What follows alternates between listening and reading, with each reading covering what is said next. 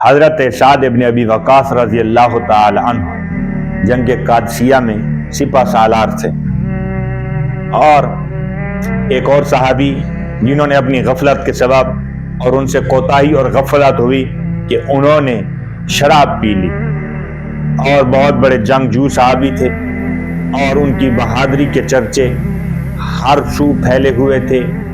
اور حضرت سعد ابن ابی وقاص رضی اللہ تعالیٰ عنہ کی خدمت میں جب یہ بات پہنچائی گئی کہ حضرت ابو سقفی رضی اللہ تعالیٰ، ان کا پورا نام غالباً حضرت ابو محجن سقفی رضی اللہ تعالیٰ عنہ، وہ فرماتے ہیں ان کے بارے میں یہ معاملہ پیش کیا گیا کہ حضرت انہوں نے رات کو غفلت میں آ کر شراب پی لی، اور اب ان کے لیے کیا حکم؟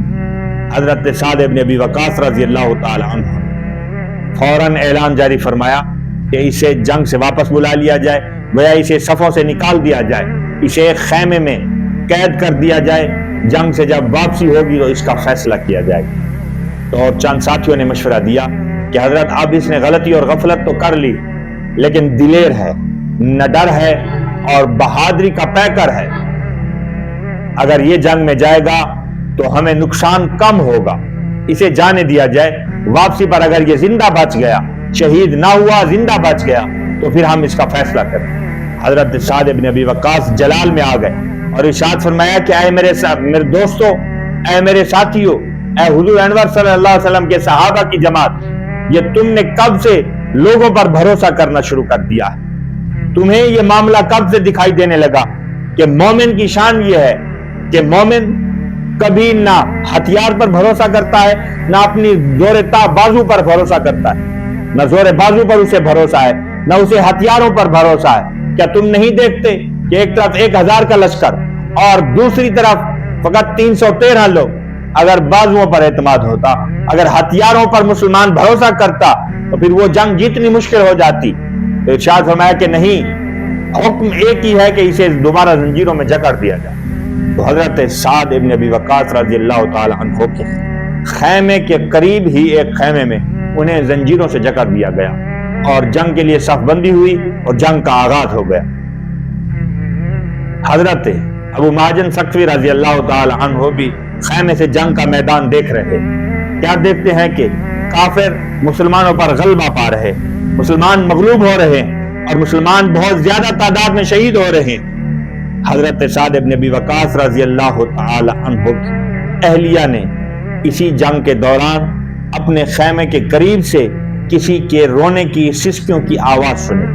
جب سسکیوں کی آواز سنی اور پوچھا کہ کون رو رہا ہے، تو حضرت ابو سقفی رضی اللہ تعالی عنہ فرماتے ہیں، عرض کرتے ہیں، میں وہی بدبخت ہوں جس سے کچھ دیر پہلے غفلت ہو گئی، جس نے غفلت کر لی اور زنجیروں میں جکڑا ہوا ہے۔ مجھ سے اپنے مسلمان بھائیوں کا بہتا ہوا خون دیکھا نہیں جا رہا۔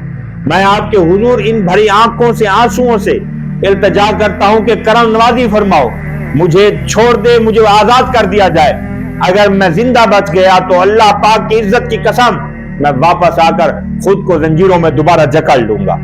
تو حضرت سعد ابن ابی وقاص رضی اللہ تعالیٰ عنہ کی اہلیہ نے حکم ارشاد فرمایا کہ اسے آزاد کر دیا جائے۔ حضرت سعد ابن ابی وقاص کیا دیکھتے ہیں کہ وہ مسلمان جو مغلوب ہو رہے تھے، ایک شخص کے میدان میں داخل ہوتے ہی مسلمان غالب آنے لگے۔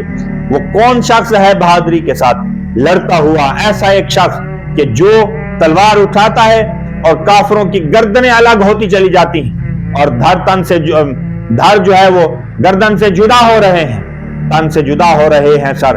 یہ کون ایسا بہادر دلیر آ گیا؟ کسی نے حضرت سعد ابن ابی وقاص رضی اللہ تعالی عنہ کے کان میں عرض کیا کہ حضور یہ وہی حضرت ابو محجن سقفی رضی اللہ تعالی عنہ ہے جن سے یہ غفلت ہوئی۔ اور کیا دیکھتے ہیں کہ وہ مسلمان جو کبھی مغلوب ہو رہے تھے، جو ابھی پریشان حال تھے اور گھمسان کی جنگ میں شکست کھانے کے قریب تھے، لیکن اس شخص کی آمد سے یوں ہار جیت میں بدل گئی۔